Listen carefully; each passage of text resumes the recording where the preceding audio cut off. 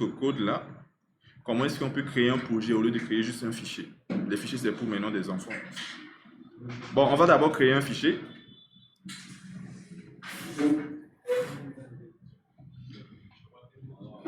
Non, non, non, j'ai dit que je viens de créer un fichier. Ici, je vais appeler ça intro sous-programme.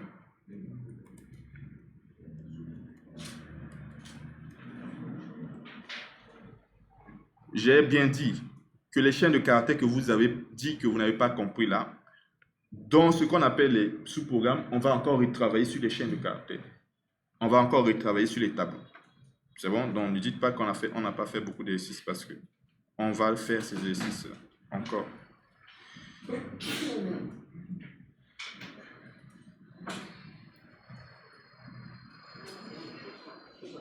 Thérésia, tu es sûr que ça va? Tu es très pâle, quoi, depuis hier. C'est quoi le souci?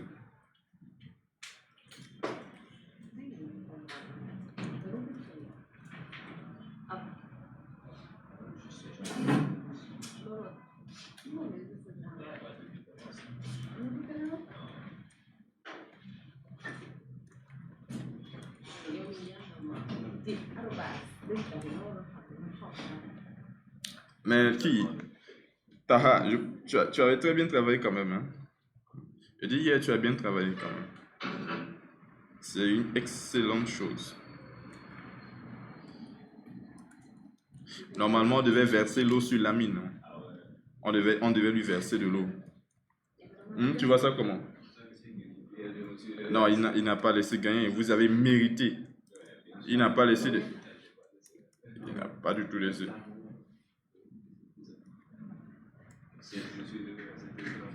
Non, mais c'est pas un problème. C'est pas un souci. Parce que je sais que. Il faut comprendre que même si vous êtes meilleur que comment, il y a certaines situations, c'est pas que vous ne comprenez pas, mais peut-être le stress, ça peut aussi jouer sur ça. Mais je sais que l'ami, c'est un excellent élément. Bon. À tout. Parce qu'il y a des choses qu'il faut d'abord expliquer avant de parler.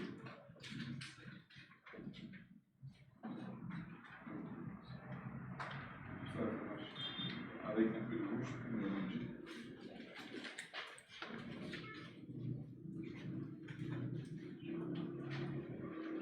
Abdellah.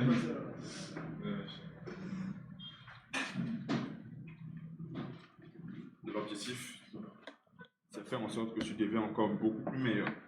Tu vois, on se concentre. Alors, tu es bien.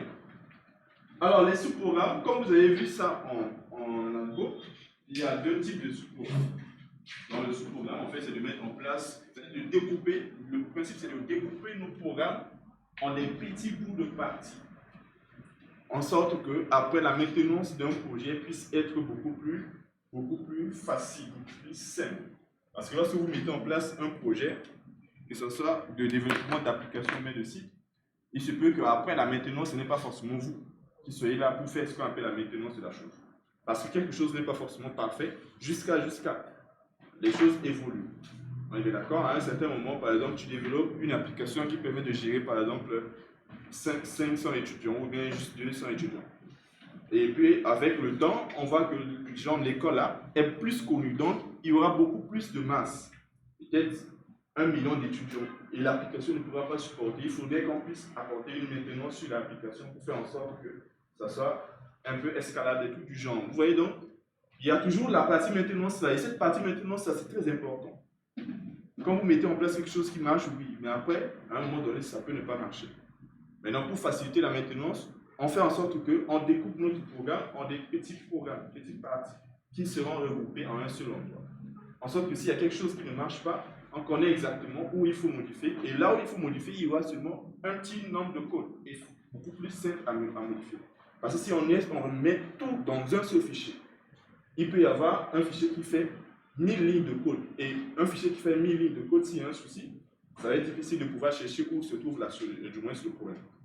On est bien d'accord? Donc ça, c'est déjà le contexte de pourquoi est-ce qu'on parle de sous-programme.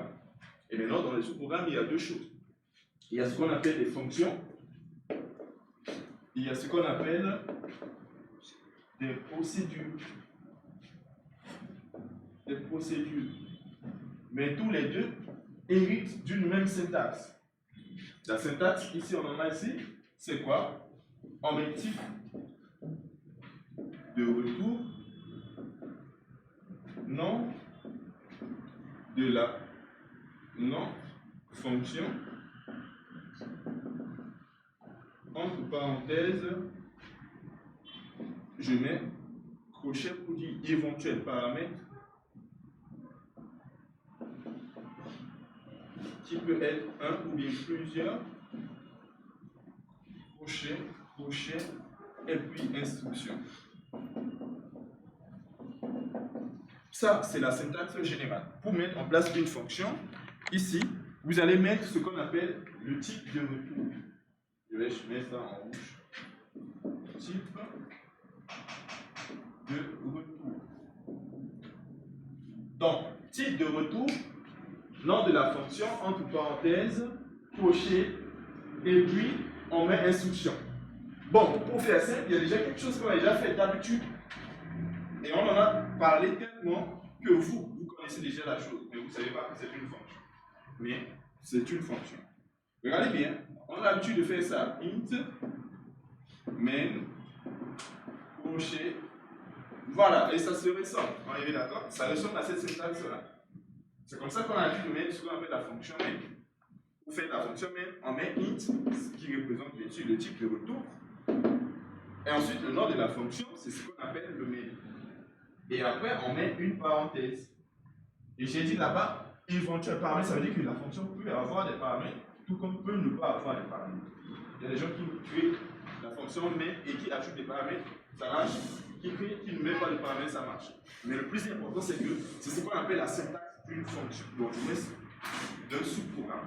Donc ici, je ne vais pas dire fonction, mais je vais dire ici sous-programme. Sous-programme. Ok, maintenant, dans les sous-programmes, on a dit ce qu'on appelle, il y a les fonctions. Alors, donc, il faut savoir que les types de retour là, il y a ce qu'on appelle le void. Il y a ce qu'on appelle le void et tout le reste. Tout le reste. Voilà. Il y a ce qu'on appelle le void et tout le reste. Bon, quand on dit tout le reste, ça dit par exemple int. C'est dans le reste. On est d'accord? Donc si c'est void, si c'est seulement void, c'est ça qui est procédure. Parce que void, ça veut dire qu'il n'y a pas de type de retour. Mais si ce n'est pas void, quel que soit l'autre type, que ce soit int, que ce soit float, que ce soit ainsi de suite, tout ça, on appelle ça des fonctions. Donc une procédure ne va pas retourner quelque chose. Et pour dire que ça ne retourne pas quelque chose, le type de retour, ça va être void. Pour dire qu'il n'y a pas de type de retour. Mais si ce n'est pas void, tout autre type qu'on met, qui précède le nom de notre procédure et de notre sous-programme, ça veut dire que le sous-programme là, c'est ce qu'on appelle une fonction. Parce que ça retourne quelque chose qui correspond au type là. Comme par exemple, quand je dis int main, c'est une fonction qui va retourner un int. Si je mets float main, c'est une fonction qui retourne un float. Si je dis personne main, c'est une fonction qui retourne une personne. Donc tout autre type de retour qui est différent de void, on appelle ça une fonction. Mais le seul type de retour sur un sous-programme qu'on appelle void, ce type de retour permet de dire que c'est une procédure. C'est juste ça qu'il faut comprendre. Sous-programme, procédure et fonction. Syntaxe, type de retour. Si le type de retour est void, c'est ça qu'on appelle procédure. Maintenant, si ce n'est pas void, tout ce que vous voyez comme type de retour, ça veut dire que c'est une fonction. Maintenant, on comprend bien que lorsqu'on parle de fonction, ça veut dire qu'il y a forcément le mot return qui doit faire quoi? Retourner quelque chose qui correspond au type de retour. Si le type de retour est différent de void, ça veut dire qu'il faut impérativement avoir le mot-clé return afin qu'on retourne quelque chose correspondant. Mais si c'est void, un void n'a pas de return. Un type de retour void, ça veut dire qu'on ne retourne rien, donc il n'y a pas de return. Mais si ce n'est pas void, c'est-à-dire si ce n'est pas une procédure, obligatoirement, il y a un return. Une procédure, type de retour void, pas de return. Une fonction, type de retour différent de void, return obligatoire. Ce sont les deux choses là. Et nous, on va essayer de mettre en place un petit sous-programme. Et on va commencer par mettre en place un sous-programme qu'on appelle procédure. Et cette procédure ici va permettre d'afficher un nom. Supposons on veut mettre en place un sous-programme, c'est-à-dire une procédure, qui affiche un nom. On est bien d'accord? Il faut savoir que le sous-programme, il est différent du main. C'est-à-dire qu'il y a le main et il y a le sous-programme. Mais après, il peut y avoir une communication, c'est-à-dire lorsque le main va appeler le sous-programme pour lancer l'exécution. Parce que ce qu'on appelle les sous-programmes, ce sont des choses qu'on appelle qui ne sont pas réactifs. Tant qu'on n'appelle pas, ils ne font rien du tout. On est bien d'accord? C'est-à-dire qu'ils sont là. Et lorsqu'on leur fait appel, ils répondent. Mais lorsqu'on ne leur fait pas appel, ils ne répondent pas. Je donne un exemple. Est-ce que dans tous les programmes, à chaque fois, il y a toujours STRN?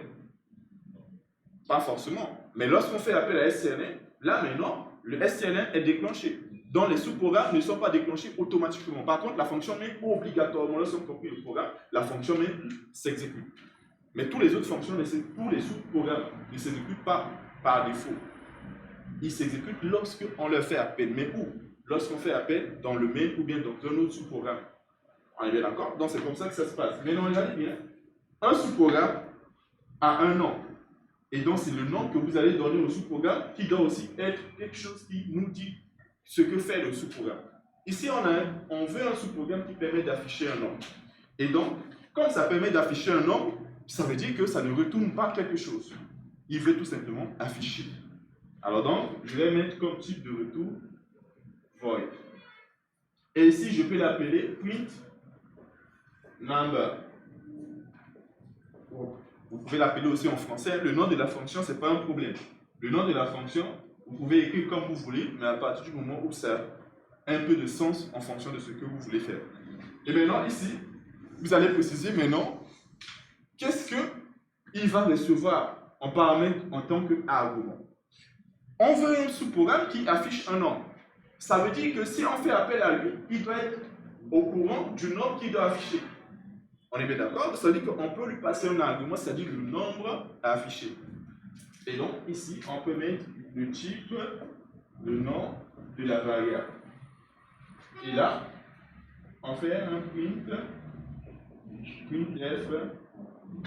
nombre de points pourcentage et virgule A. Mais ensuite, ce qui se passe, c'est quoi? Ici, lorsque ce sous-programme-là va recevoir l'entier en paramètre, lui, la seule chose que il doit faire, ce sous-programme, c'est de faire un print, d'afficher tout simplement. Donc, chaque fois que je fais un print number, il va afficher le nombre que je lui passe en paramètre. Mais il ne retourne rien parce que son rôle, c'est tout simplement d'afficher. Et donc, du coup, vous voyez qu'il n'y a pas un mot-clé return. Parce que je dis que si vous voyez un void, il n'y a pas un mot-clé return. Si vous voyez un void, il n'y a pas un mot-clé return. Ok, parfait. Maintenant, juste à droite, après je vais tester les deux. Je vais mettre en place une fonction qui, lui, va faire la somme de deux valeurs et retourner la somme. Supposons qu'on veut une fonction qui fait la somme de deux valeurs et qui retourne le résultat, c'est-à-dire la somme.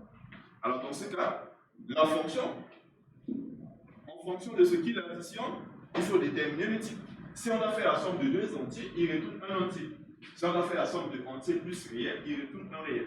Si on a fait la somme de deux réels, il retourne un réel. Mais supposons qu'on a fait la somme de deux entiers. Ça veut dire qu'il ne retourne pas un entier.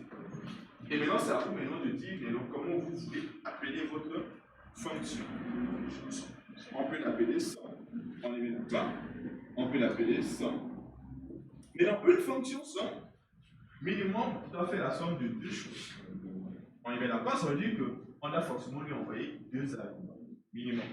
Maintenant, ici, je peux dire int A. Comment on sépare les arguments en mettant virgule? Et on met ici int B. Et donc, cela veut dire que lorsqu'on fait appel à somme, il faudrait lui donner deux entiers. Il faudrait lui donner deux entiers.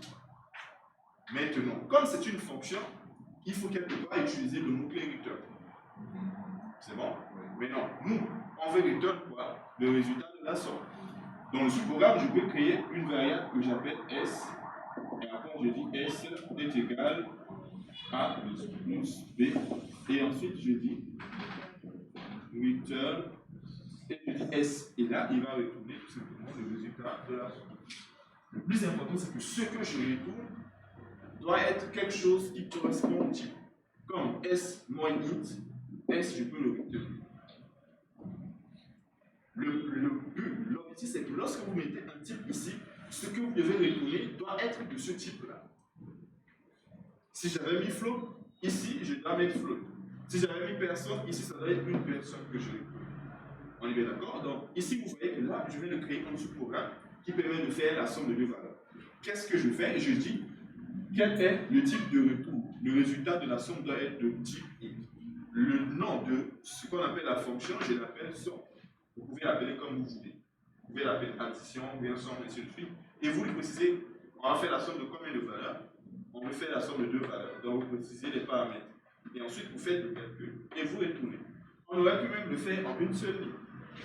Au lieu de faire tout ça, on aurait pu tout simplement dire dans cette fonction return A plus B. Comme ça, en une seule instruction, et il va retourner la somme de A plus B. On est bien d'accord, le plus important c'est que si ce n'est pas vrai, il faut le mot-clé return. Maintenant, une fois qu'on a défini ces fonctions, après il faut les appeler dans le main pour que ça soit exécuté. Maintenant, les fonctions et les sous-programmes, on va les mettre pour l'instant en haut de la fonction main. On va les définir comme là où on a l'habitude de mettre en place les structures type def là. On les met juste au-dessus du main. Et puis juste en bas, on appelle. Parce que les programmes s'exécutent de haut en bas. Un programme, on sait comment l'exécution découle de haut. Il charge ce qu'on appelle les directives et après exécute les autres choses et ensuite on rencontre la fonction main. Bon, donc regardez bien comment je vais faire. Je vais d'abord commencer par le premier sous-programme que je vais appeler ici, qui sera de type void, qui s'appelle print number, qui va prendre en paramètre un number et qui va print le nombre, printf nombre de points pourcentage d virgule a. Maintenant ici il me faut le nombre. Par exemple, je peux créer ici int a, je lui donne 9 et puis je vais faire l'appel à la fonction print number et là je lui donne la variable a. Comme ça. Je compile, envoie et puis je reviens pour qu'on puisse creuser un petit peu en profondeur. Ce que je viens de faire là.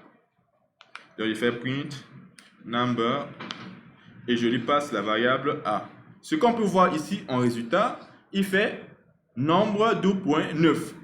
Mais il faut savoir que le code qui s'exécute dans tous les programmes langage C, c'est le premier code qu'on appelle la fonction main. C'est lui qui lance tout. On est bien d'accord? Donc j'ai dit quoi? Dans la fonction main, je crée une variable a que je lui donne 9 et cette variable, je l'envoie à ce qu'on appelle print number. On est bien d'accord? Et qu'est-ce qui va se passer si j'appelle la fonction print number? Il va récupérer le nombre saisi ou bien envoyé et il va afficher le nombre.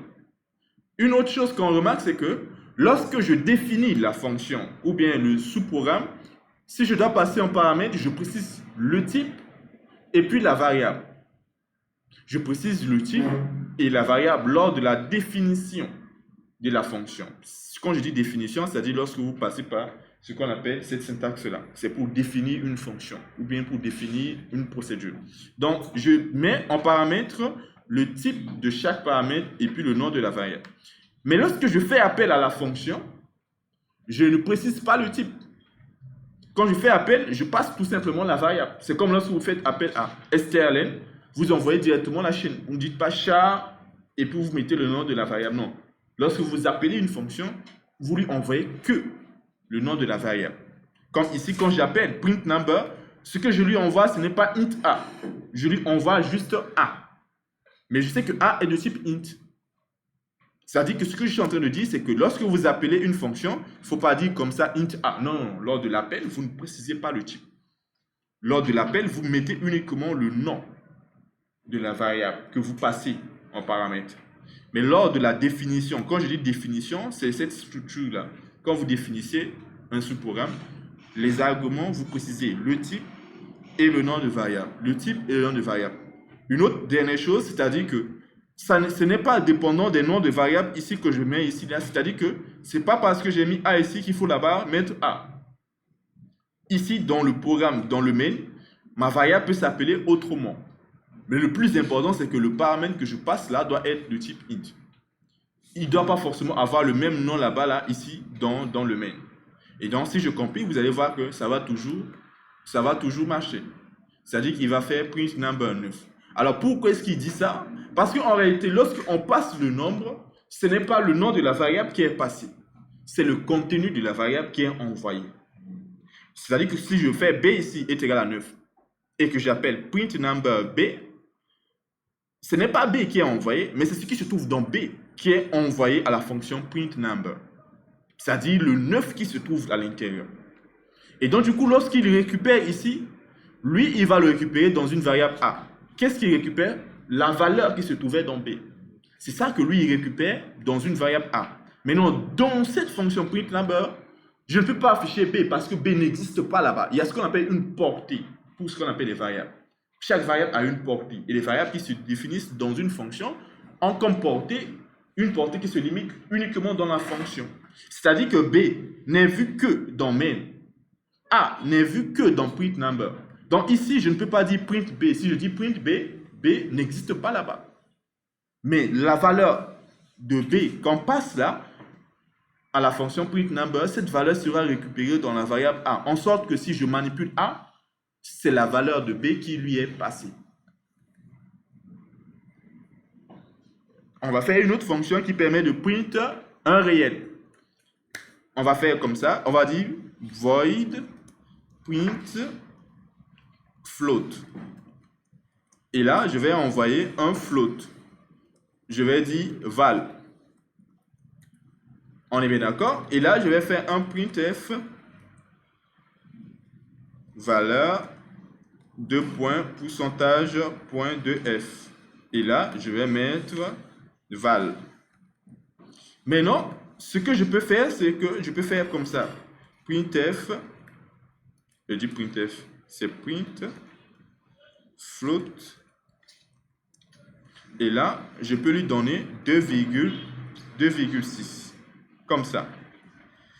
Par exemple, si je passe une valeur et non une variable, vous allez voir que il va quand même afficher les 2,6. Donc, ce qui veut dire que, en fait, en réalité, ce n'est pas une variable qui sera reçue, mais c'est le contenu de la variable, c'est-à-dire une valeur qui sera reçue dans ce qu'on appelle la fonction. On est bien d'accord? En sorte que si je fais 2,6, vous voyez que les 2,6 là sont récupérés, mais dans quoi? Dans la variable que j'ai passée en paramètre là, dans val, et qui sera affichée. J'aurais pu le faire autrement en disant un float k est égal à 5.2. Et ici, je passe, au lieu de 2, je passe 4. Ce qui veut dire que si je vais appeler, voilà, si je vais appeler cette fonction, ce qui va afficher, c'est 5.2, 5.20. Comme c'est deux chiffres après virgule, 5.2 et puis 0. On est bien d'accord? Et donc, du coup, il arrive à afficher. Mais ce qui est important à comprendre, c'est qu'une fonction, bon, un sous-programme qu'on appelle procédure, a comme type de retour void et il n'a pas de retour, ou du moins, il n'a pas de mot-clé return. Il n'y a pas de mot-clé return. On est bien d'accord? C'est comme ça. Donc, à chaque fois que vous mettez en place un programme, un sous-programme dans lequel on doit afficher la solution ou bien le résultat dans le sous-programme, pensez à void. Mais si le résultat du sous-programme doit être utilisé après pour autre chose, il faut le faire sous forme de fonction. Oui. Oui, on peut. En fait, je vous avais dit que pour le main, là, on peut mettre return tout comme on peut ne pas le mettre, mais ça ne change rien. Parce que c'est la fonction principale. Mais bon, pour bien faire les choses, si je mets int main, je vais mettre return 0. Comme ça, on est sur la même longueur d'onde. Jusque-là, c'est bon? On va tester aussi un autre sous-programme que je vais appeler une fonction qui permet de faire la somme. On va l'appeler int somme. Et vous pouvez définir ainsi plusieurs sous-programmes. Vous pouvez les définir comme ici. Là. Moi, je vais définir une autre fonction ici que je vais appeler somme. je lui passe A, je lui passe B. Et son rôle, c'est de me return A plus B. Voilà. Je vais faire int V1 est égal 5, V2 est égal 35. Et là, ce que je vais faire, c'est que je vais faire int R est égal, et je fais somme. Et là, je vais faire oui, bien sûr. Donc ici, somme, j'ai dit int somme. En paramètre, je passe deux arguments, int A, int B, et je retourne la somme. Et maintenant, dans la fonction, je crée deux variables. Int V1, je lui donne 5, V2, je lui donne 35, et je fais une variable résultat qui doit récupérer le résultat de la somme. Et lui, je lui passe en paramètre V1 et je lui passe V2. En retour, il aura la somme, le résultat de la somme. Et maintenant, je peux tout simplement plus tard faire print number, ou bien je fais juste un printf. Je peux faire juste print number qui va recevoir un int, on est bien d'accord, et je lui envoie le R, comme ça. Et là, je peux combiner des fonctions comme ça. Mais le plus important, c'est que, regardez bien, il me retourne les 40. Mais comment ça se passe? C'est que là, j'ai créé une variable somme, une fonction du moins, et j'ai créé deux variables, V1 et V2. V1 qui a 5, V2 qui a 35. Quand je fais int R est égal à somme, il faut comprendre qu'une fonction, comme je l'ai dit la fois dernière, avant le devoir, on peut l'utiliser sous trois manières. Il y a trois manières de faire appel à une fonction. Une fonction, ça dit quelque chose qui retourne un résultat.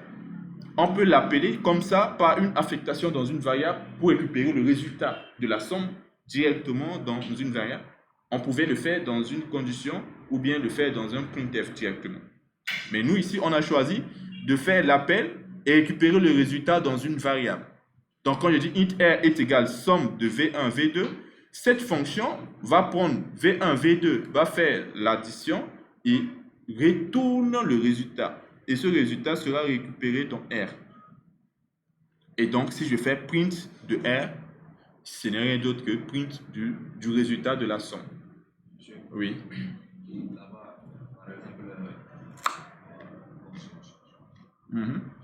C'est bon?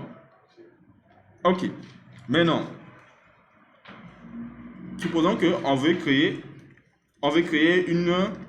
une fonction qui permet de faire qui permet de retourner le reste de la division. Donc, au lieu de faire modulo, bon, on peut l'appeler directement modulo. On veut une fonction qui permet de retourner le reste d'une division. Étape par étape, comment concrètement ça va se passer? Alors, le reste de la division, à chaque fois, il faut comprendre que ça doit être de quel type? Ça doit être normalement int, n'est-ce pas?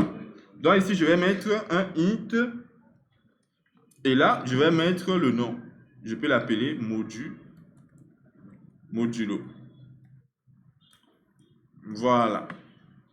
Et là, maintenant, je vais lui dire, quand je vais faire le modulo, quand je dois faire le modulo, je fais le modulo comment? J'ai besoin de quoi pour avoir ce qu'on appelle le modulo?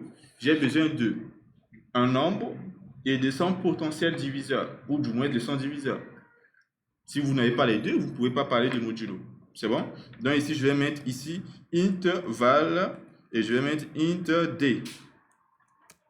Voilà. Maintenant, comment ça va se passer? Oui?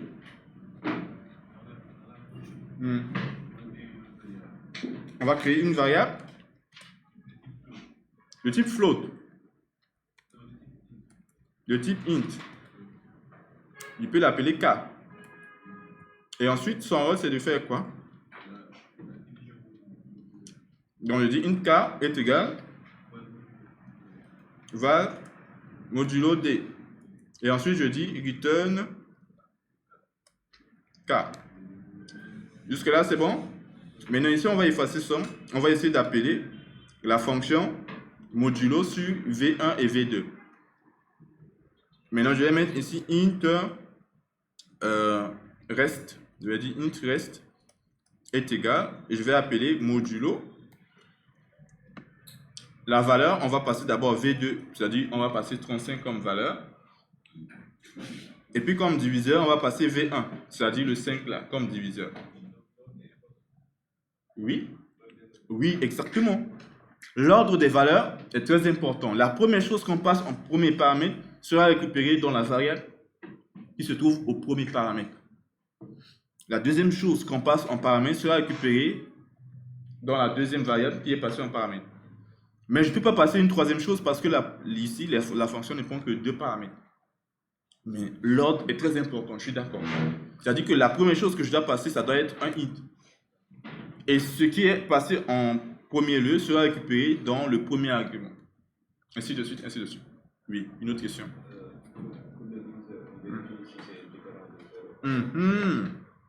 Normalement, ce sont des choses, vous voyez, c'est pas forcément au prof de dire.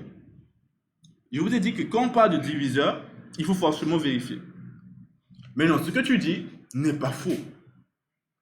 Mais comme je l'ai dit, l'objectif c'est de vous amener à une certaine dimension de la compréhension d'un certain nombre de choses. Mais non, il vient de dire que le diviseur doit être vérifié. On est bien d'accord? Moi aussi, c'est normal. Mais le problème, c'est qu'on est dans un contexte. Chaque exercice, chaque programme, chaque problème dépend d'un contexte. Dans notre contexte ici, j'ai créé V1 et je lui ai donné 5. J'ai créé V2, je lui ai donné 35.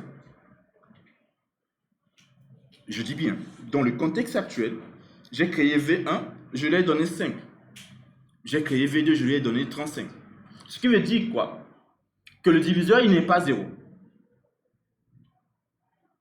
On est bien d'accord? Ce qui veut dire que le diviseur, il n'est pas 0. Jusque-là, c'est bon? Mais le problème, c'est que ce modulo ne marche que dans ce contexte-là. Ne peut que marcher dans ce contexte. Si on sort de ce contexte, ça ne pourrait pas marcher. Là, c'est dans la mesure où on demandera de saisir les deux valeurs, attention, ça va poser problème. Vous voyez? Voilà, maintenant, si on met en place un programme, on ne met pas un programme qui permet tout simplement de parler d'un contexte, mais qui doit prendre le contexte général. Pour que n'importe quelle situation, il soit quand même adaptable. C'est-à-dire qu'une personne qui dit quoi? Qui a réussi sa vie, ce n'est pas juste que de dire que la réussite, il faut forcément rester au Sénégal pour dire que j'ai réussi. Si une personne réussit ici, même si on l'amène aux États-Unis, il doit être quand même capable de bien vivre sa vie. Même si on l'amène dans n'importe quel endroit. Donc ici, pour faire ceci, on peut d'abord vérifier tout simplement à chaque fois que le diviseur il est différent de 0 avant d'effectuer ce calcul. Donc ici, on peut faire comme ça. If D différent de 0, alors on met ça. Normalement, c'est bon? Maintenant, le problème, c'est quoi? Le problème, c'est que c'est une fonction. Ça veut dire que quelle que soit la chose, ça doit retourner un résultat.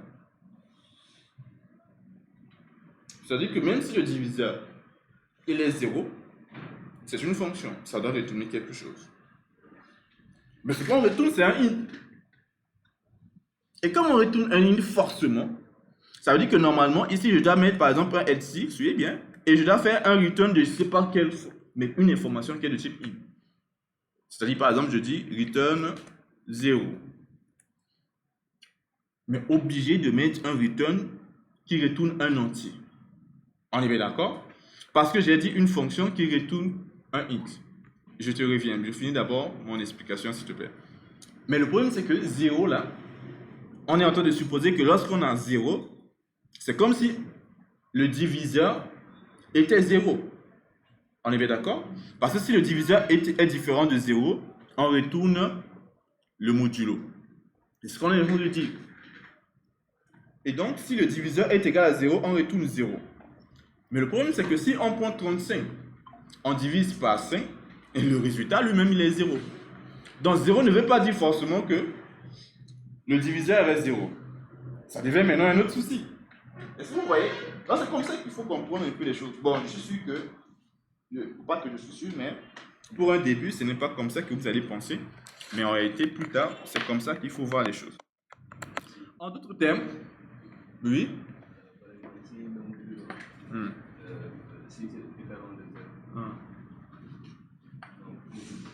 Si le diviseur.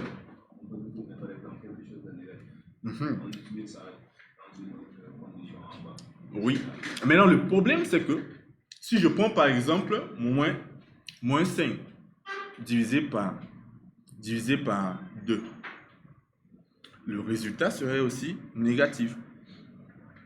Si on fait le modulo, il nous retournera moins 1. Ce n'est pas parce que le nombre est négatif que forcément le diviseur est 0.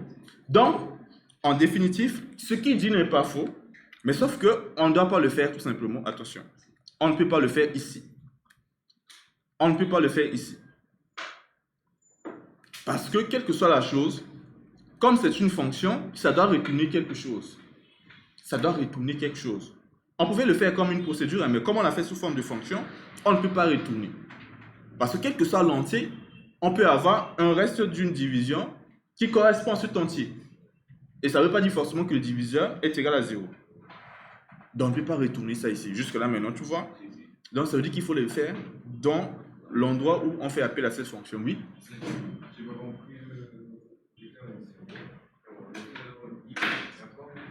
Ça, le return 0. Ça là. Le if là.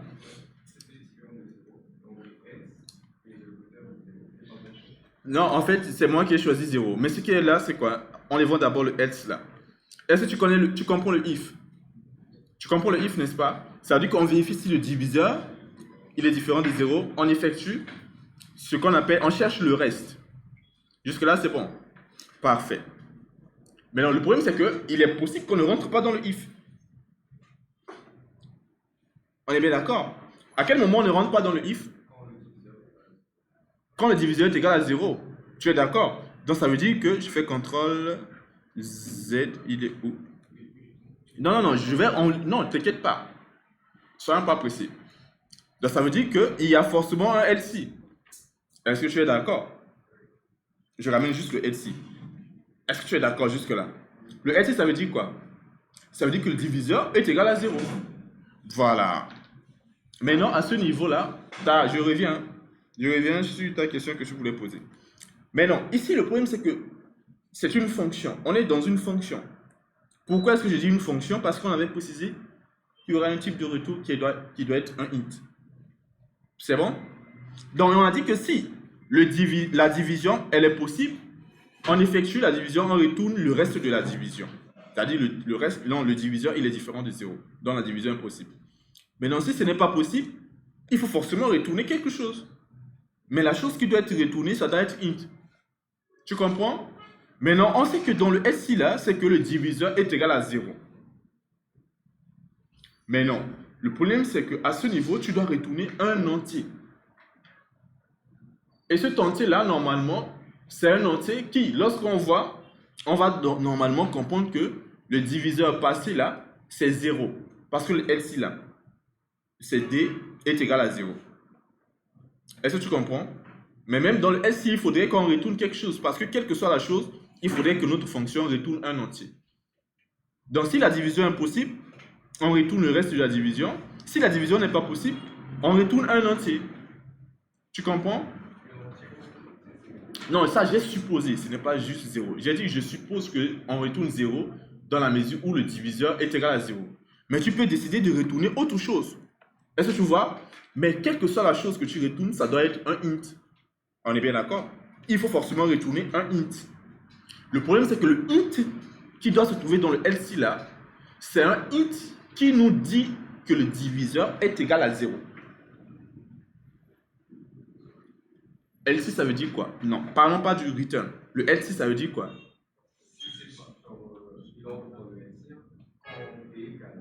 Quand D c'est quoi?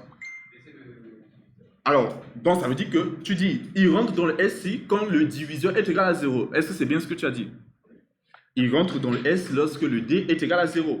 Lorsque le D est égal à 0, ça veut dire qu'on ne peut pas faire la division. Et ici, on doit retourner un entier. Ça veut dire qu'on doit retourner un entier lorsque la division n'est pas possible. Est-ce que tu comprends?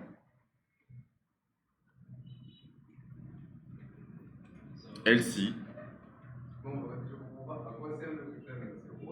Non, j'ai dit, il ne parle pas de return 0. Ne parle pas de return 0. Le plus important, c'est que le Elsie veut dire le diviseur vaut 0. C'est bon? Mais j'ai dit tout à l'heure qu'il faut forcément que cette fonction retourne un résultat. Maintenant, ici, il faut retourner un résultat. Sauf qu'à cet instant, le résultat que tu retournes là permet de dire que le diviseur est égal à 0. C'est ce que je dis. Je n'ai pas dit que le résultat, c'est forcément 0. J'ai dit que le résultat que tu retournes dans le LC là nous permet de dire que D est égal à 0. Est-ce que tu es d'accord, n'est-ce pas? Mais non, le résultat n'est pas forcément 0. Ça peut être autre chose. Mais quelle que soit la chose que tu retournes, ça doit être un int. Parce qu'on a dit, c'est int modulo. Tu comprends? On va forcément retourner un int 0 comme c'était un int. C'est pourquoi je retourne 0. Mais je dis que ce n'est pas forcément 0. Tu peux choisir n'importe quel entier. Mais cet entier-là, quand on le verra, normalement, c'est qu'on doit se dire que le diviseur vaut 0. Parce que c'est à cet instant-là. Diviseur vaut 0. Tu vois le truc? Mais non, le grand problème, ce que je disais, c'est que, quel que soit l'entier qu'on retourne là, on peut avoir un reste normal d'une division qui vaut cet entier. C'est-à-dire, on a deux nombres, on cherche le reste de la division, ça vaut exactement l'entier que tu as retourné. C'est possible.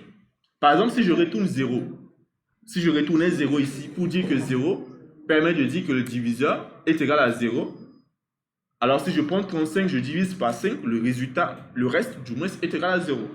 Donc je ne vais pas être sûr que 0, c'est forcément diviseur est égal à 0. Tu comprends? Raison pour laquelle je dis que dans la fonction modulo, ce qu'on va faire, c'est quoi?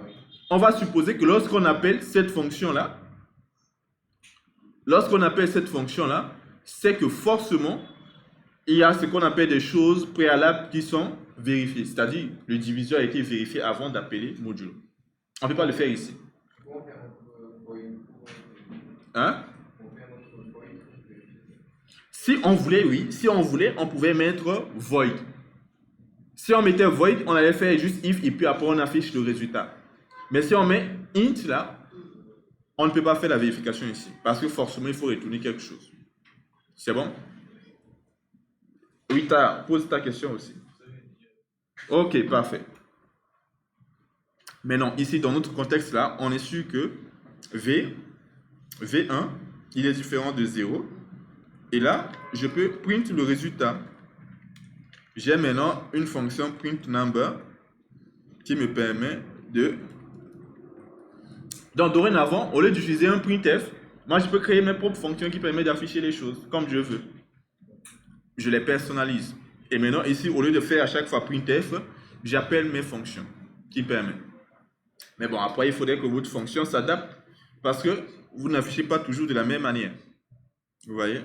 Donc, l'affichage du nombre ici, à chaque fois, il va dire nombre, mais il fallait aussi dire, au lieu de mettre nombre, afficher à la place de nombre, le reste vaut. On est bien d'accord? Donc, il faut essayer de comprendre ces choses-là, mais on verra ça une chose. Mais je peux appeler print number. Par contre, il dit print number, printf. C'est pas printf, c'est print number. On va voir le reste de la division. Ici, ça vaut bien 0. Parce que si on divise 35 par 5, voilà. Maintenant, si je mets par exemple 36 par 5, le reste vaudra... On est bien d'accord. Si on divise 36 par 5, alors jusqu'à 35, c'est toujours divisible. Mais le 36e ou bien le 1 là, il sera retourné. C'est bon? Ok. Donc, le reste de la division est bien trouvé. Est-ce que jusque-là, c'est bon? Et je vous ai dit que c'est ça, en fait, les deux chapitres. Du moins, ce chapitre-là. Il n'y a pas autre chose. Après, il faut faire plusieurs exercices, ainsi de suite. Maintenant, quand vous définissez vos fonctions, après, vous n'êtes plus obligé de redéfinir ces fonctions. Si je fais par exemple déjà une fonction qui permet de vérifier si un nombre est premier, maintenant si je le mets une fois, après, je l'appelle n'importe où, tout simplement. Et donc maintenant, à chaque fois qu'on me demande un programme qui permet de vérifier un nombre premier, je ne peux plus me stresser. Il faut tout simplement appeler la fonction qui vérifie si un nombre premier. Je m'étais déjà assuré que la fonction marche. Et donc, si je fais juste appel, c'est sûr que s'il prend un nombre, il vérifie que c'est un nombre premier. Pourquoi je dis ça? Parce que chaque fois qu'on je viens ici, que je vous demande de vérifier si un nombre est premier, vous êtes obligé encore de refaire les instructions que vous avez l'habitude de faire pour vérifier si un nombre est premier. Et si vous vous trompez le jour là, vous n'arrivez pas à trouver le nombre premier. Or, les jours précédents, vous arrivez à trouver. Mais le jour du devoir, vous n'arrivez plus. Avec les fonctions, vous aurez maintenant la possibilité de créer vos fonctions déjà au préalable. Et vous pouvez les utiliser pendant le devoir, ce n'est pas un problème. C'est-à-dire que une fonction nombre premier qui vérifie qui marche, après tu peux l'utiliser. Oui, c'est pas un problème, parfait. Vous savez bien, on est en train de grandir. Et en grandissant, il y a certaines choses qu'on accepte. Il y a certaines choses qu'on n'accepte pas. En informatique, on ne recrée pas la roue. C'est quelque chose qui existe, on l'utilise. Quelque chose qui existe, qui ne répond pas forcément à notre besoin, on peut prendre la chose et on l'améliore. C'est bon? Par contre, ce que je n'acceptais pas, c'est que, regardez ce que je suis en train de faire là.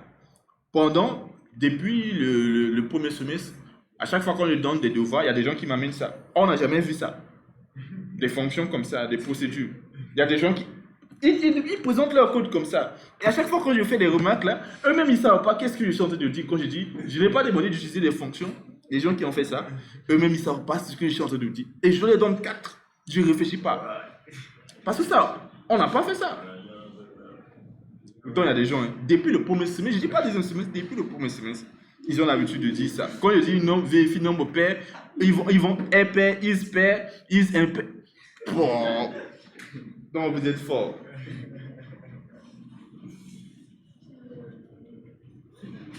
Non, mais maintenant, vous pouvez utiliser ces choses, mais aussi comprendre. En fait, quand vous prenez ces choses sur les nets, là, si vous voyez maintenant ces choses, vous pouvez les comprendre. En fait, qu'est-ce que ça veut dire, ainsi de suite. Il ne faut pas utiliser des choses que vous ne comprenez pas.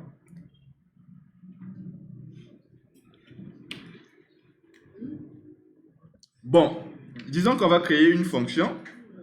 Bon, tout à l'heure, jusque-là, on fait en fixant les valeurs. Mais il ne faut pas penser qu'à chaque fois, il faut toujours fixer les valeurs. On peut saisir les valeurs. C'est bon? On peut demander de saisir. Donc, au lieu de faire comme ça, je vais faire V1, V2. Et là, je vais faire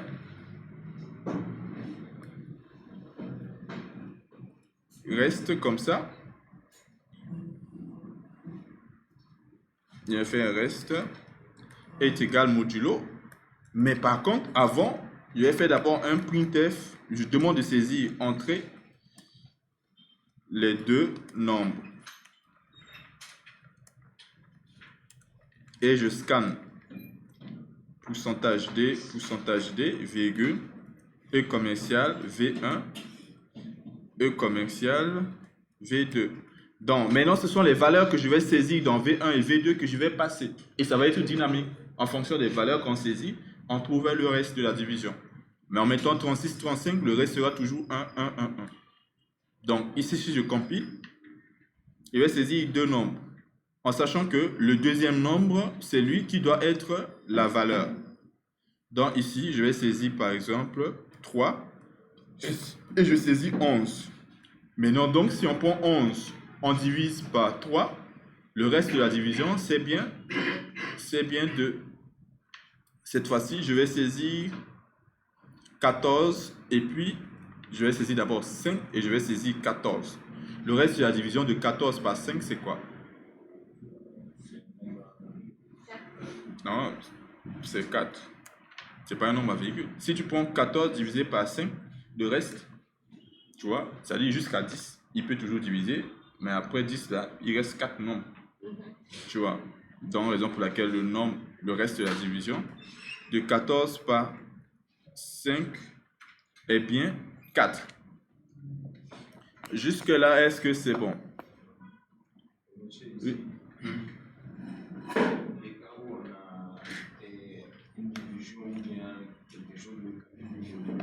Parce qu'on est obligé de contrôler la saisie des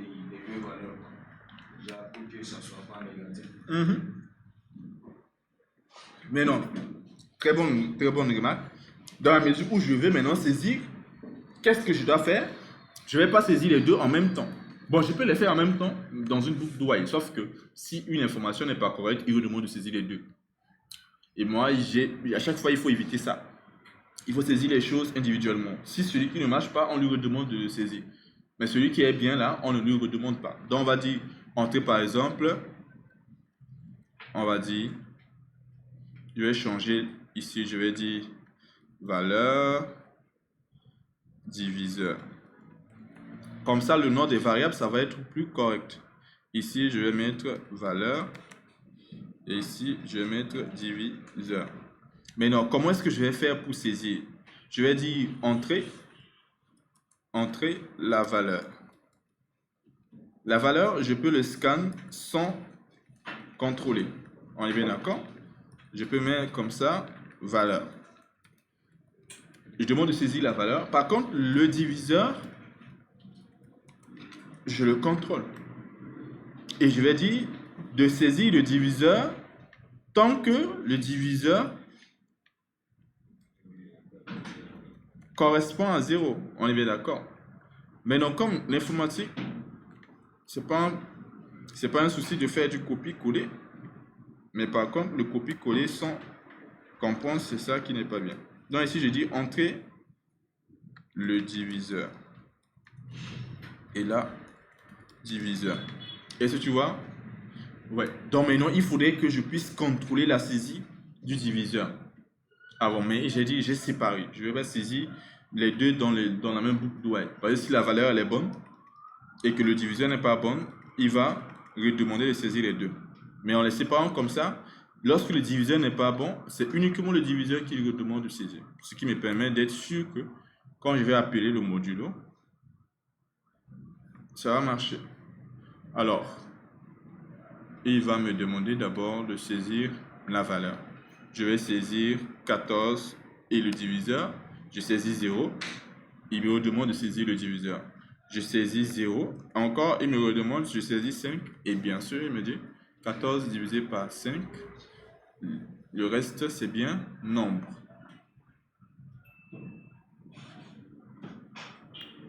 Voilà.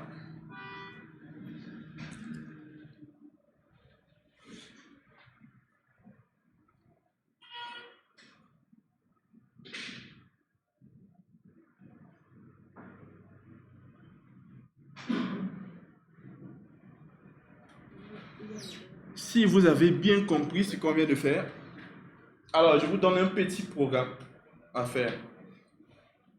L'histoire, c'est de mettre en place une fonction qui fait le produit de 3 nombres et qui retourne le résultat, et vous devez afficher le résultat. C'est-à-dire qu'un programme qui saisit 3 nombres et avec un sous-programme qui permet de faire le produit, une fonction qui fait le produit des 3 nombres. Donc lorsqu'on appelle ce sous-programme-là, on lui donne 3 nombres, il fait le produit, il retourne le produit, et puis on affiche le produit dans la fonction même. Je vous donne 10 minutes et ensuite on corrige. Bon, vous pouvez l'appeler dans... Attention. Donc pour les chaînes, on met le type char, le nom de la variable, et vous mettez crochet sans mettre le nombre de caractères. Mais ici, pour créer une chaîne dans la fonction main, je précise le nombre de caractères et je vais dire printf entrer une chaîne. Maintenant, je vais utiliser la bibliothèque string. String.h. Ici, je vais utiliser ma fonction get sur les chaînes. Voilà. Et ensuite, je colle print string et j'envoie le nom. Alors donc, le principe c'est quoi? Lorsque vous voulez envoyer une chaîne de caractères, le paramètre que vous allez préciser, c'est une information de type char. On ne va pas préciser char avec toi, mais on va dire char, le nom de la variable. Quand à chaque fois on met en place un paramètre, on donne le nom d'une variable. Après le type. Maintenant, pour les chaînes de caractères, il faut préciser les crochets. Après, pour les tableaux aussi, ça serait la même chose. Donc, lorsque vous voyez ça, ça veut dire que c'est un tableau. Une chaîne de caractères, c'est un tableau de char. On est bien d'accord? Donc, vous mettez le type, le nom de variable et vous mettez les crochets. Pour les chaînes de caractères, on peut se limiter à ça. Mais pour les autres tableaux, il faudrait préciser le nombre d'éléments. Mais pour les chaînes de caractères, on laisse ça comme ça. Et là, je demande de saisir le nom. Non, je crée la variable nom du caractère, je demande de saisir, je récupère la saisie et je passe en paramètre, et même passer en paramètre un tableau, c'est-à-dire une chaîne, je ne mets pas crochet ici, non, non, non, je mets juste le nom de la variable. À chaque fois que vous passez en paramètre, vous mettez juste le nom de la variable. C'est bon? Et maintenant, regardez bien, on va tester.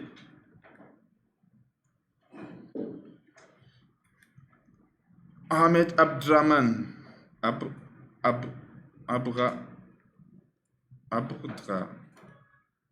Bon, ce qui est sûr, c'est ça, on est en Afrique. Ce qui est sûr, je ne sais pas si c'est ça ce que je veux dire.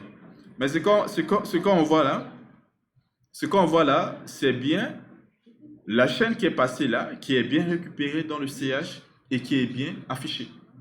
On est bien d'accord? Donc, je passe en paramètre une chaîne de caractères et je récupère la chaîne de caractères. Comment? Je récupère dans ma définition de la fonction printString, je mets char, le nom de la variable crochet, pour dire que c'est une chaîne de caractères. Je ne mets pas le nombre de caractères ici pour les chaînes de caractères. Je mets juste le nom de la variable crochet, précédé par le mot-clé char, pour dire que c'est une chaîne de caractères. Et si vous comprenez ça, c'est que vous pouvez créer votre propre fonction qui permet de dire combien de caractères se trouvent dans une chaîne de caractères. Combien de caractères, au lieu d'utiliser strlen, ou bien si vous avez oublié ce qui permet de trouver le nombre de caractères, vous pouvez créer votre propre fonction qui compte le nombre de caractères. Bon, prenons un exemple. On sait que le nombre de caractères, ça va être un int. Combien on a de caractères dans la chaîne. Ici, je vais mettre par exemple compteur caractère. C'est trop long, le nom que je veux donner. Quel est le nom qui peut être plus simple? Je peux dire mystrlen. Ce n'est pas le strlen, ça c'est le my. Ça veut dire que c'est la chaîne, ou du moins c'est la fonction que moi-même je crée. C'est bon? Ou bien je dis length string pour dire la longueur ou bien la taille, si vous voulez, de ma chaîne. C'est bon? Length veut dire normalement quoi? Longueur, non? Length. C'est la longueur, non? Ou bien le nombre d'éléments. Bon, ce qui est sûr, c'est ça. Appelez la fonction comme vous voulez. Mais ce qui est sûr, il faut lui envoyer une chaîne. CH.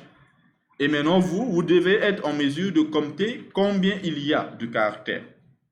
Et on sait qu'on peut compter. Parce qu'on sait où est-ce qu'on doit s'arrêter. Oui. Je l'agrandis. En fait, je crée une fonction qui retourne un int qui correspond au nombre de caractères. Donc, ça veut dire que c'est un int en retour. C'est vrai? Et maintenant, tu l'appelles comme tu veux. Moi, je l'appelle par exemple length string pour dire la taille de la chaîne. Maintenant, il me faut la chaîne parce que quelque chose qui permet de compter une chaîne, genre un caractère d'une chaîne, il faudrait que la chose récupère la chaîne en question. Quand on compte, ou bien on compte le nombre de caractères. Comment on passe la chaîne? Vous voyez que c'est le même principe, char, nom de variable, crochet. Et là maintenant, on peut compter, c'est-à-dire sans avoir à utiliser les strlen, on peut le faire. Maintenant comment? On avait dit que pour une chaîne de caractères, on va compter tous les caractères jusqu'à ce qu'on trouve le caractère de fin de chaîne. C'est bon? Et donc ici, je peux mettre quoi? Un int cpt, oui? Oui. Que ce soit do while, on peut utiliser, ou bien for même. On peut utiliser les trois bouts. Je vais d'abord le faire avec for, après je peux l'enlever, le faire avec do while. On peut le faire avec for aussi. Donc je vais mettre ici cpt0, et là, je vais mettre un indice de parcours. Et là, je fais un for i-0, et je mets, vous avez vu la dernière fois comment je fais pour parcourir ma chaîne. Je dis ch de i, différent de crochet, je dis crochet, caractère de fin de chaîne. C'est-à-dire, il parcourt tant que c'est différent de ce caractère-là. Si ch de i est différent de ce caractère de fin de chaîne, il fait toujours le parcours. Et là, maintenant, ce que je peux faire, je fais juste cpt++. À la fin, je fais juste return cpt. Voici une fonction qui compte le nombre de caractères d'une chaîne. J'ai écrit 4 instructions. J'ai d'abord créé un compteur que j'ai mis à 0. Et là, je parcours la chaîne tant que je n'ai pas encore trouvé le caractère de fin de chaîne. Parce que j'ai dit, à chaque fois que ch de i est différent du caractère de fin de chaîne, je peux incrémenter encore i, avancer, rentrer dans la boucle. Et pour chaque fois que je ne trouve pas ce caractère-là, je compte tous les caractères qui sont différents de celui-là. Je les compte, Et enfin, je retourne cpt. Est-ce que vous avez compris instruction par instruction dans ce que je viens de faire? Chaque instruction parmi les 4 lignes là. Vous avez compris les 4 instructions. Vous avez compris? Maintenant, on va appeler cette fonction. Ici, je vais appeler int taille.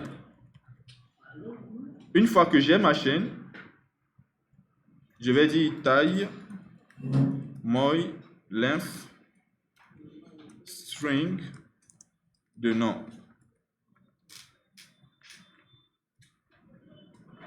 Et là, je vais faire printf %s à %d caractère.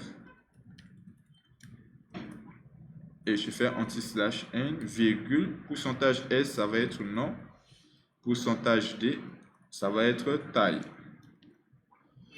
Je teste et je reviens. Alors, length string, je l'ai mal écrit. Ici, length n, il y a un g qui manque. Length string. Alors, je saisis ici job. Et lorsque je saisis job, il dit job a bien 4 caractères. Ok, je vais saisir as2. Normalement, ça devait faire un de plus. Ici, 5. Il compte exactement combien de caractères se trouvent dans notre chaîne. Et là, je vais saisir qui? Aisha Njor. Je ne sais pas si c'est comme ça. Aisha Njor. Alors, Aisha Njor, il dit qu'il y a bien 11 caractères. On va compter 1, 2, 3, 4, 5, 6, 7, 8, 9, 10. Et ça fait bien du tout 11. Ça fait bien 11. On est bien d'accord? Donc, il arrive à trouver exactement le nombre de caractères. La chaîne, j'ai dit, la chaîne est... Oui, c'est vrai. Ça, c'est parce que j'ai dit 10 caractères. Si je saisis 12,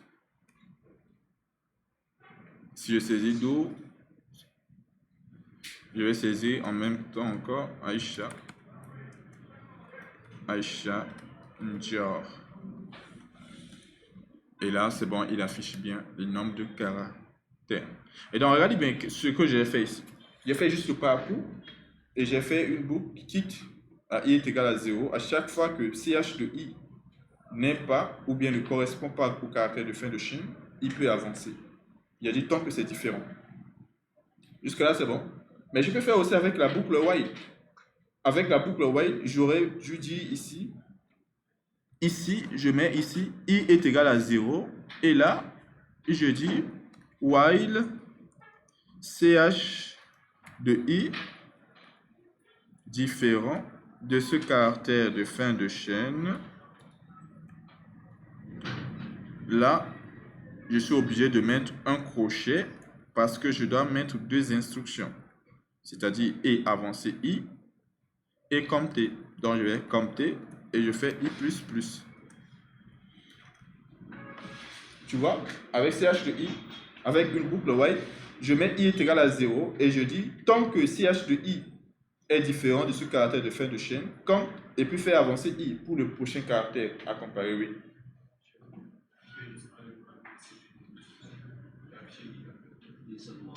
Ça veut dire qu'ici, on aurait pu enlever CPT et puis retourner I. C'est ça? Ouais, vous êtes très intelligent dans cette salle, c'est une bonne chose. Et je vous avais dit que ce qu'on appelle les variables, ça représente ce qu'on appelle des charges dans un programme. On est bien, moins on a des variables, mieux c'est. Alors, donc, on a mis I est égal à 0, et puis I nous permet tout simplement de compter le nombre de caractères. On va tester. Oui, il y a un crochet qui manque après celui-là. Ça, c'est le crochet de notre fonction. Oui.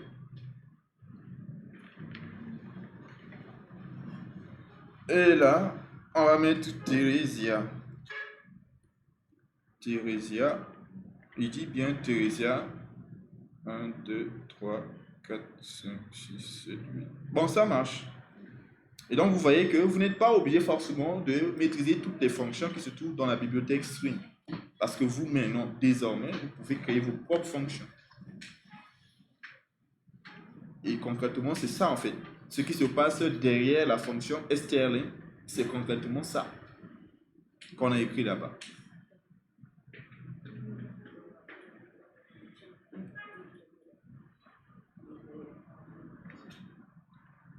Une dernière chose pour la route. Maintenant, la dernière chose, c'est que lorsqu'on sait comment créer des fonctions, plus tard, les fonctions ne doivent pas se retrouver forcément dans le même fichier où il y a le main. Le main, la fonction main se trouve ici. Ça, c'est un fichier .c. D'habitude, lorsqu'on crée notre fichier, pour exécuter, il faudrait que ce soit un fichier .c.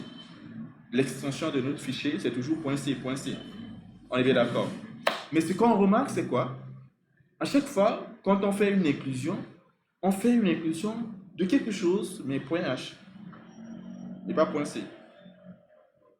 Lorsqu'on fait des dièses include, à chaque fois, on met quelque chose de .h. Mais nous, on ne sait pas ce que c'est que les .h là. Mais on sait que lorsqu'on met point quelque chose, ça veut dire que c'est un fichier. Et le point chose, la chose là, c'est l'extension. Comme par exemple, exo.c, c'est un fichier .c. Exo.html, c'est un fichier HTML. Exo.docs, Word.xls, Excel, ainsi de suite, ainsi de suite. Et nous aussi, on peut créer un fichier. Mais ça serait comme ça, .h. Et ça serait ce qu'on appelle une directive utilisateur. Une bibliothèque que vous-même, vous avez définie. Qui va avoir les fonctions, des fonctions. Et ces fonctions, vous pouvez les utiliser. Mais pour les utiliser, il faut appeler d'abord la bibliothèque, c'est-à-dire dièse include. Inclure la fiche, du moins le fichier, avant d'appeler les fonctions. Bon, on va faire d'abord quelque chose. Regardez bien. Je vais d'abord faire, je ne vais pas supprimer, je vais prendre toutes mes fonctions et je vais faire ce que vous savez faire. CTRL-X. Ça veut dire que ce n'est plus là. Vous êtes sûr? Est-ce que toutes les fonctions ne sont plus là? Bon, pour un test, si je essaie de compiler, ça ne va pas marcher. Parce qu'il me dit que là, il n'arrive pas à voir la fonction length, ainsi de suite. C'est l'erreur qui me souligne. Il me dit, undefined reference to length, to print, ainsi de suite. Il n'arrive pas à trouver les fonctions. Vous ne pouvez pas appeler une fonction qui n'existe pas. On est bien d'accord. Tout à l'heure, quand les fonctions étaient en haut, ça marchait. Mais là, si je fais CTRL-X, les fonctions n'existent plus. Maintenant, ce que je voulais dire, c'est que les fonctions, on ne va pas les définir ici, en haut de main. On peut les mettre en haut de main. Comme on a mis ici, ça marche. Mais le but, c'est que plus tard, c'est qu'on doit les mettre dans un autre fichier, qu'on appelle un fichier .h.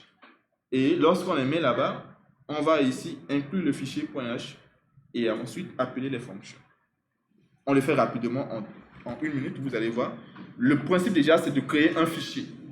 Donc, je fais new empty file. Et je vais enregistrer le fichier, mais pas n'importe où. On est bien d'accord? C'est comme lorsque vous faites ce qu'on appelle du HTML CSS.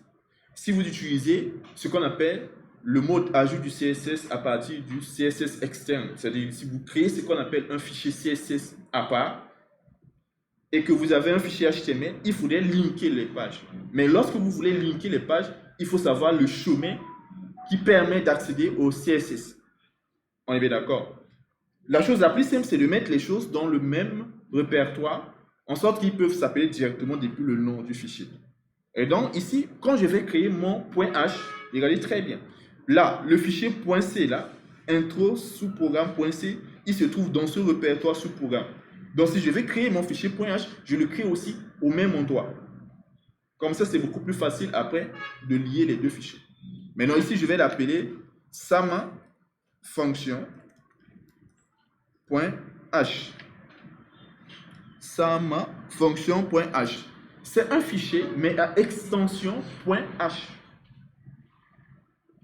Ce n'est pas un fichier qui est destiné à être exécuté directement, non, mais c'est un fichier où on a des fonctions qui sont définies, des fonctions qui ne sont pas exécutées directement.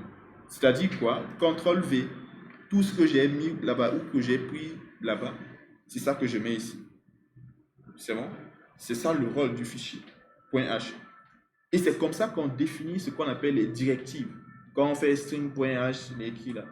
C'est tout simplement un fichier .h où on a défini des fonctions comme je viens de mettre là, des fonctions. C'est bon? Et maintenant, le problème c'est que les deux ne sont pas encore liés. C'est pas parce que ça se trouve dans le même répertoire que ça veut dire que c'est lié. Si j'essaie de compiler, c'est la même chose. Si vous créez directement un fichier CSS à part un fichier .html, si vous ne mettez pas la balise link, rel, style, ainsi de suite là, vous ne pouvez pas avoir la mise en forme. Mais non, pour lier, c'est tout simplement ici le dièse include. Maintenant, donc, je vais mettre dièse include. Et par contre, les directives qu'on met avec chevron, ce sont des directives compilateurs, des directives qui viennent par défaut avec le langage C. C'est-à-dire des fichiers .h que ce n'est pas nous qui avons créé. C'est venu comme ça lorsqu'on a installé le code block ou bien les trucs là. Si nous, on a créé un fichier .h pour faire l'inclusion, on ne va pas mettre chevron, c'est-à-dire pas signe supérieur, mais par contre, on va utiliser double quote et mettre le nom du fichier dans les doubles quotes là. C'est-à-dire ici, sama fonction, il me présente même ça dans mes bibliothèques. Sama fonction. Et là, je fais comme ça. Et là, maintenant, j'ai une bibliothèque, c'est-à-dire un répertoire où on a nos fonctions qui sont définies, mais qui sont carrément à part. Et c'est une directive. Mais une directive utilisateur. Et je n'ai pas fait grand-chose. Hein. J'ai juste créé un fichier .h, j'ai tout mis mes fonctions juste là-bas. Je n'ai pas fait autre chose. Et maintenant, ici, j'ai fait tout simplement une inclusion. Mais cette fois-ci, j'utilise double quote au lieu de supérieur et inférieur. Et là, maintenant, si je compile, là, par magie, comme s'il comprenait les choses. Et lorsque je saisis ma chaîne et que je mets la mine, il trouve bien la fonction qui permet de compter les chaînes de caractères. Et il trouve qu'il y a 6 caractères. C'est bon? Je l'ai fait en 2 minutes parce que je sais que ça, si vous regardez juste la vidéo, ça ne peut pas vous échapper les deux choses là. Créer un fichier .h, mettre toutes vos fonctions, faire comment on appelle ça, l'inclusion.